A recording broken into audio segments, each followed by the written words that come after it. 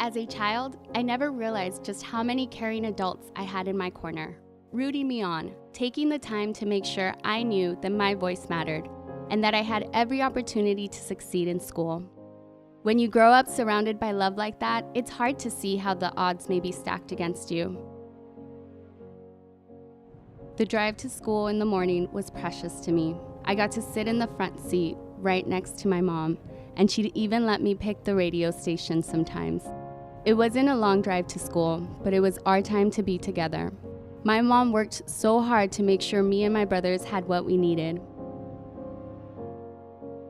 When I would get to school, Principal Clay was there to say good morning. It was always at least a wave, but on good days, it was a hug or a high five as I walked into school. Her smile was the first thing to welcome me.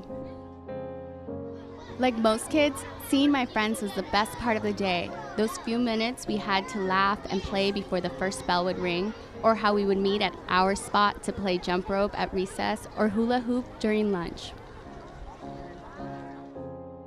And then there was Mrs. Gutierrez. Growing up, I hated math. It just never came naturally to me. But there she was, taking the time to work with me. She made me hate math a lot less. And even though I was one of many in her class, she always made time for me.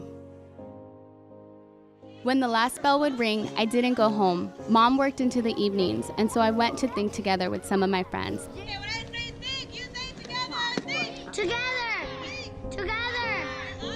Miss Lilybeth was my favorite. We had to do our homework, but she made it fun. And somehow, she would know exactly what I needed the most help with. It's as if she and Mrs. Gutierrez talked about me or something. She would tell me she was proud of me, and she would talk to me about how important of a person I would be when I grew up. Miss Lilybeth never gave up on me. Not all the kids from my neighborhood had this type of support. And now I see the difference it made in my life. My potential is limitless. My dreams can become realities. My demographic does not determine my destiny. They were all in this with me, together.